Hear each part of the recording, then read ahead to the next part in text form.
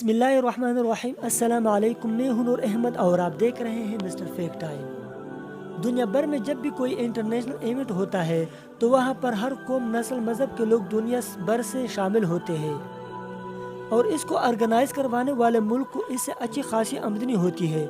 लिहाजा इन टूरिस्ट की ज़रूरियात को मद्देनज़र रखते हुए उन्हें खुश करने के लिए अपने मुल्क या कल्चर के अंदर कोई भी बदलाव करना ये मुल्क कोई ऐब नहीं समझते हैं। मुस्लिम अरब दुनिया की मिसाल ले तो इस वक्त सऊदी अरेबिया इसकी सबसे अच्छी मिसाल है, जिसे हर गुजरते वक्त के साथ वेस्टर्न कल्चर के अंदर बदला जा रहा है। पर सलाम कतर को, जिसने पूरी दुनिया के प्रेशर को न सिर्फ बर्दाश्त किया बल्कि पूरी दुनिया को पैगाम दिया कि हम सिर्फ 28 दिनों के लिए फुटबॉल वर्ल्ड कप फीफा के इवेंट के लिए अपने मज़हब और कल्चर के अंदर कोई बदलाव नहीं करेंगे। वेस्टर्न कल्चर की तरह किसी भी किस्म के टाइटल वल्गर किस्म के लिबास पहनने की इजाज़त नहीं होगी। कोई शख्स यहाँ पर शराब का इस्तेमाल नहीं कर सकता, कोई हम जिन्स परस अपना झंडा नहीं लहराएगा और न ही कोई ऐसी हरकत करेगा जो कि इस्लाम और हमारे कानून के खिलाफ हो। अगर ये सब कानून कबूल है तो कोई भी शख्स इसे देखने के लिए हमारे मुल्क के अंदर आ सकता है, वरना हमें किसी की ज़रूरत नहीं और हम इस बात से भी कोई फ़र्क नहीं पड़ता कि हमारा माशी तौर पर नुकसान होगा, क्योंकि इस वर्ल्ड कप के इंतज़ाम पर अब तक $229 बिलियन लगा चुके हैं। इतना ज़्यादा पैसा जितना दुनिया के कई तरक्की याफ्ता मुल्कों की टोटल GDP भी नहीं है।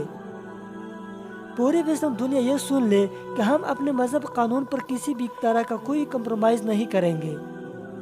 कतर में कुछ मखसूस बार पर अल्कोहल वैसे तो गैर मुस्लिमों के लिए दस्तयाब होती है, लेकिन इसे पब्लिक के अंदर पीना अलाउड नहीं। इस वर्ल्ड कप में भी इस कानून को 10 लाख लोगों के कहने पर नहीं बदला गया, हालांकि कतर के खुद की टोटल आबादी 30 लाख भी नहीं है। इतनी बड़ी अमाउंट के साथ कतर का यह वर्ल्ड कप अब तक दुनिया का ऑर्गेनाइज किया जाने वाला सबसे महंगा तरीन इवेंट होगा, क्योंकि इससे पहले दुनिया के अंदर जितने भी फीफा वर्ल्ड कप ऑर्गेनाइज करवाए गए, अगर इनका टोटल का बजट निकाले तो वो सब मिलकर भी कतर के $229 बिलियन के बराबर नहीं बनता। फीफा वर्ल्ड कप पूरे यूरोप का सबसे बड़ा मशहूर तरीन फुटबॉल वर्ल्ड कप है, जो कि 20 नवंबर से शुरू हो चुका है। ये मिडिल ईस्ट के अंदर होने वाला पहला फुटबॉल वर्ल्ड कप है जिसका आगाज चीयर लीडर्स के डांस, गाने और किसी वल्गैरिटी से नहीं बल्कि बच्चों के कुरान पाक की तिलावत से किया गया, जिसे सारी दुनिया ने सुना। इस वर्ल्ड कप के अंदर 32 टीमें हिस्सा ले रही है और 2010 के अंदर जब कतर के पास इस वर्ल्ड कप को होस्ट करने के लिए राइट्स आए तो पूरी दुनिया हैरान थी कि इतना छोटा सा मुल्क इतनी बड़ी इवेंट को कैसे ऑर्गेनाइज करेगा, जिसकी आबादी पाकिस्तान के एक शहर से भी कम है।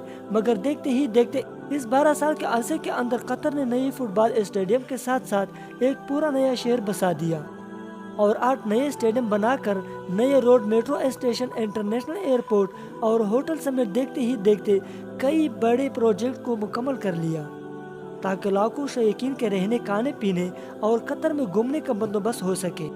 और ऐसा भी नहीं है कि कतर ने $229 बिलियन की रकम सिर्फ और सिर्फ फीफा वर्ल्ड कप को ऑर्गेनाइज करने पर लगा दिया, बल्कि दरअसल ये उसके VN20 प्रोजेक्ट का हिस्सा था, जिसके मुताबिक 2030 तक कतर को अपने मुल्क को मजीद तरक्की याफ्ता बनाना था, दुबई से भी ज्यादा, ताकि बाहर से आने वाले टूरिस्ट अपना कल्चर उनको न सिखाए बल्कि उनके इस्लामी कल्चर को सीख कर पूरी दुनिया में इस्लाम का असल चेहरा पेश करे। सो अगर हम ये कहें कि कतर इस वक्त पूरी मुस्लिम दुनिया को रिप्रेजेंट कर रहा है तो ये कहना गलत नहीं होगा। इस वर्ल्ड कप के शुरू होने से कई हफ्ते पहले ही कतर के एयरपोर्ट पर दूसरे मुल्कों से आने वाले कमर्शियल जहाजों का एक रास्ता पड़ गया है।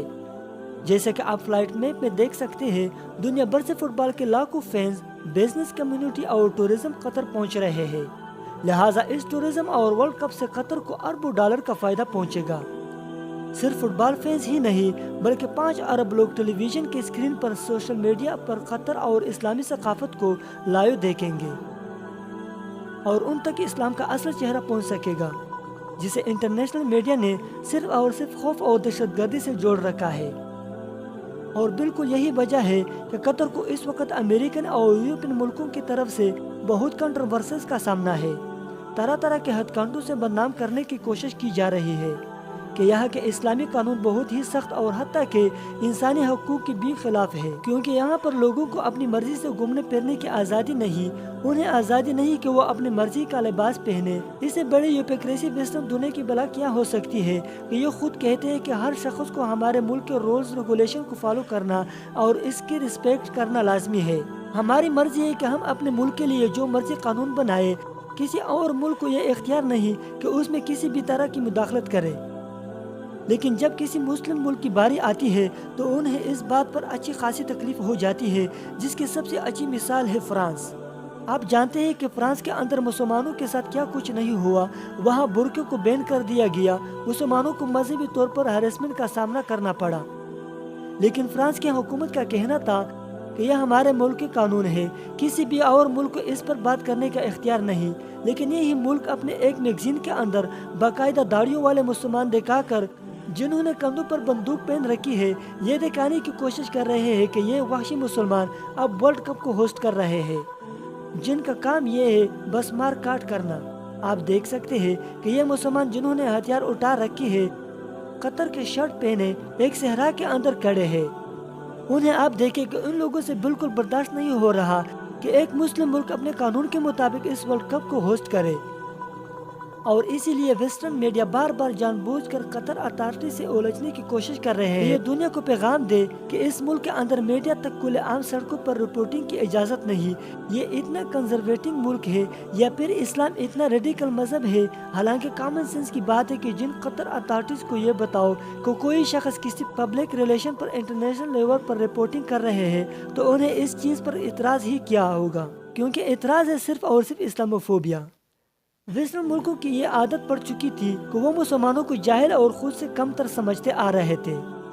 इन पर हर तरह से अपने रूल्स और रेगुलेशन जबरदस्ती मनवाया करते। मगर अब जब कोई इस्लामी मुल्क पहली बार उनके सामने वाली लाइन के अंदर आंखों में आंखें डालकर खड़ा हुआ है तो उसे ये कैसे बर्दाश्त होगा।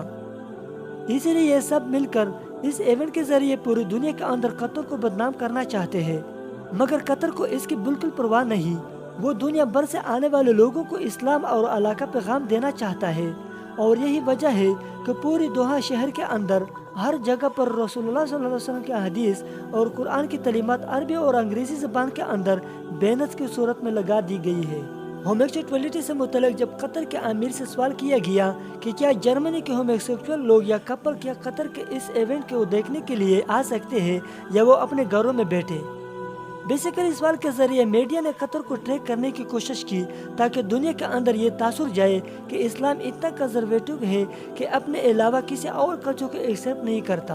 मगर कतर के अमीर ने बहुत अच्छा जवाब दिया कि हम किसी को भी अपने मुल्क के अंदर आने से नहीं रोकते, बस सिर्फ शर्त यह है कि जिस तरह से आप बाकी दुनिया के कल्चर को रिस्पेक्ट करते हैं बिल्कुल इसी तरह से हमारे कल्चर को भी करें। आप खुद सोचिए कि इसके अंदर ऐसी कौन सी पाबंदी है या ऐसा कौन सा मुश्किल काम है जिस पर वेस्टर्न दुनिया को एतराज है। एक तरफ कतर जैसा छोटा इस्लामी मुल्क गैर मुस्लिम दुनिया को ये पैगाम दे रहा है कि हमारे इस्लामी कानून की पाबंदी करो, किसी होमोसेक्सुअल को यहाँ पर कोई आज़ादी नहीं, तो दूसरी तरफ 24 करोड़ आबादी वाले मुस्लिम मुल्क में ज्वाइलेंट जैसी बेहुदा किस्म की फिल्म को बनाकर सोसाइटी को तबाह किया जा रहा है, जिसके अंदर दिखाया जाता है ट्रांसजेक्शन मर्द यानी असली मर्द ऑपरेशन के जरिए खुद को एक औरत के अंदर बदलता है कि शादीशुदा मर्द उसके प्यार के चक्कर के अंदर पड़कर उसके पीछे सब कुछ छोड़ देता है।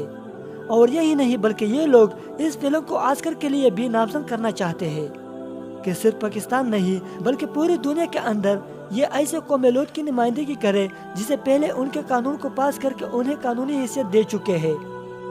कितनी शर्म का मुकाम है हमारे लिए। क्या ये इस्लाम पाकिस्तान दुनिया के सामने पेश करेगा? वैसे तो हम अरब दुनिया की अयाशियाँ और गलतियों को हाईलाइट करते रहते हैं। आप इस बारे में क्या सोचते हैं? अपनी कीमती राय का इजहार कमेंट सेक्शन में ज़रूर करें। अल्लाह हाफिज़।